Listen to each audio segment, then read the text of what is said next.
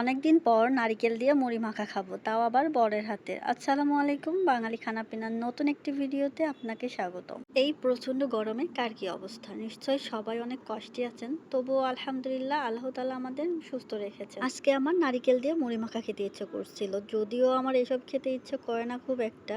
Last কবে খেয়েছি ভুলেই গেছি, তাই ভাবলাম সবাই মিলে আজ মুড়ি মাখা খাবো। এই জন্য বরকে বসিয়ে দিলাম নারিকেল কাট। এই তো সে নারিকেলের সাথে যুদ্ধ করতেছে। নারিকেল কাটার যুদ্ধ করাটা একই ব্যাপার আমার কাছে মনে হয়। এই কাজটা আমাকে দিয়ে হবে না কখন। আমি না পারলেও আমার বর সুন্দর করে নারিকেলটাকে ছিলে ফেললো, এরপরে উপরে খোসাগুলোকে পরিষ্কার করে দিচ্ছে। বাহিরে এত রোদ আর গরম, তাই আমরা নারিকেল কাটার জন্য এই গাছটাকে বেছে নিয়েছি। এই সুন্দর গাছটা হলো আমার চাচা শ্বশুরের বাদাম গাছ। এই তো নারিকেলটাকে সুন্দর করে ছিলে পরিষ্কার করে দিয়েছে, এরপরে এটাকে আমি কুড়াতে বসে গেছি। আমি নারিকেল কুড়াচ্ছি আর আমার পাশেই বসে আছে আমার ছোট্ট একটা দেবর। সে বসে বসে আমাকে গান সে অনেক ছোট্ট, তবুও সুন্দর করে গান বলতে পারে। ও আসলে আমার চাচাতো দেবর। অনেকক্ষণ আগে থেকেই বসে আছে কখন মুড়ি মাখা হবে আর কখন সে খাবে। ও আমাকে বারবার বলছিল তাড়াতাড়ি করো। ছোট হলেও সে অনেক পাকনা পাকনা কথা বলতে পারে। এদিকে আমারও নারিকেল কুড়া শেষ হয়ে এই তো মুড়িও রেডি। আর এই মুড়িগুলো আমাদের বাড়িতেই বানানো হয়। যাই হোক, এখন বরকে দিয়ে মুড়ি মাখিয়ে নিব। আর বরকে দিয়ে কোনো কাজ করাতে পারলে কি যে শান্তি লাগে।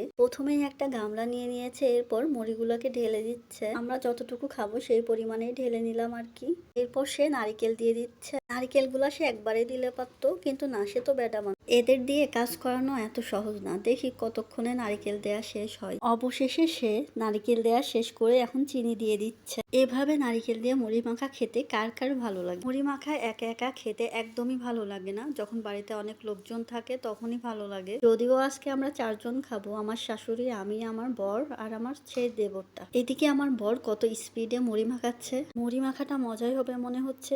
আসলেই মজা হয়েছিল খেতে। সেই কখন থেকে আমাকে আর আমার দেবরটাকে বসিয়ে রেখেছে মুড়ি মাখা খাওয়ার জন্য। জানি না তার কখন মুড়ি মাখা শেষ হবে আর কখন আমরা খাবো। যাক, এতক্ষণে মুড়ি মাখাটা শেষ হলো, এখন হয়তো খেতে পারবো। মুড়ি মাখাটা মজাই হয়েছে, দেখাই যাচ্ছে নারিকেল আর চিনি দেখা যাচ্ছে।